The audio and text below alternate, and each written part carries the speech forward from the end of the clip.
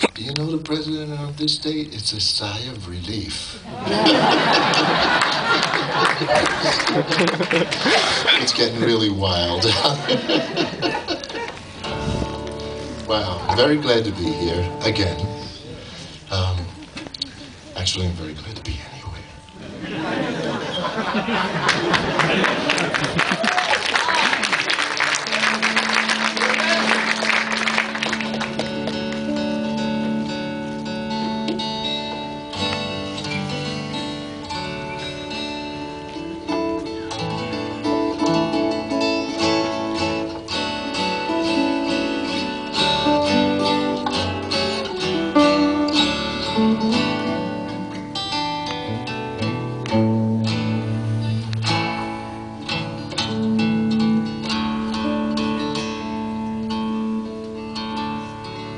Please forgive the tuning, it's due to relativity. It's really true. I have two ears, and they both hear something different. They're arguing all the time.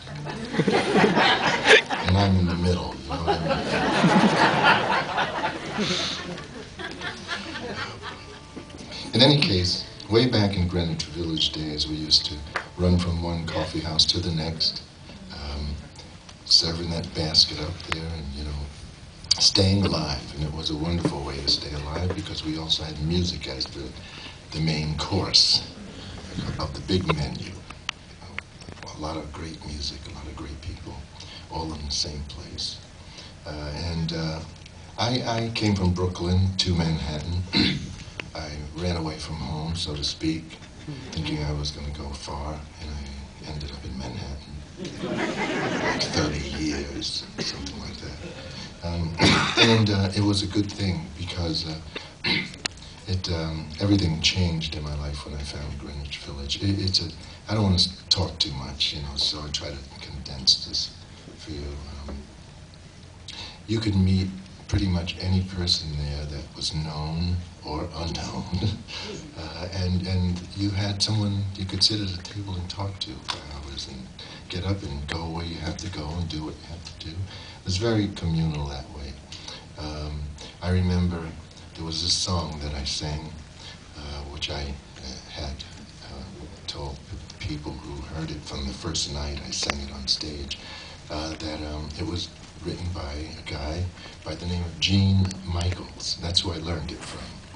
I learned it from Gene. He used to go through New York and up into New England and then back through New York and to the Midwest. He lived in the Midwest.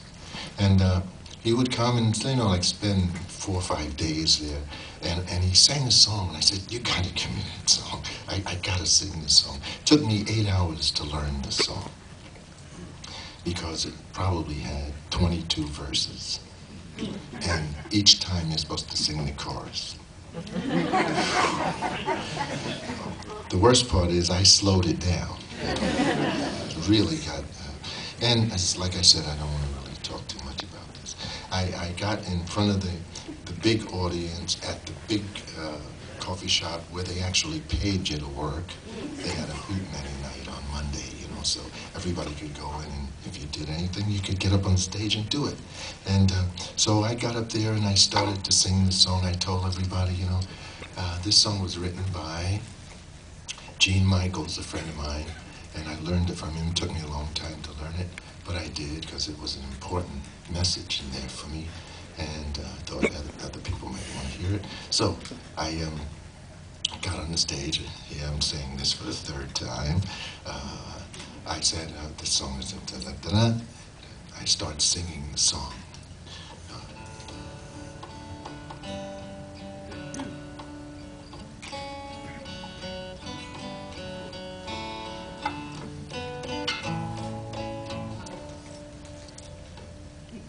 The whole audience did like this. You know how the little puppies do that? You know, what the heck? You know, what was that? It was so bad because I didn't know.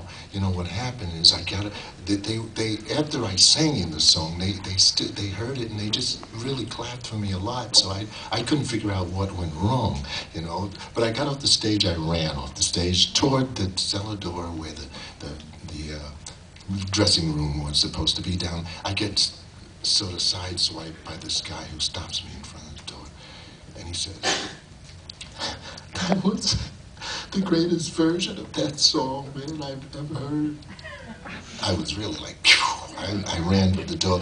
I got to the door, and Dave Van Ronk is standing there. He was a big feature in Greenwich Village, and he says to me, "Do you know who that was?"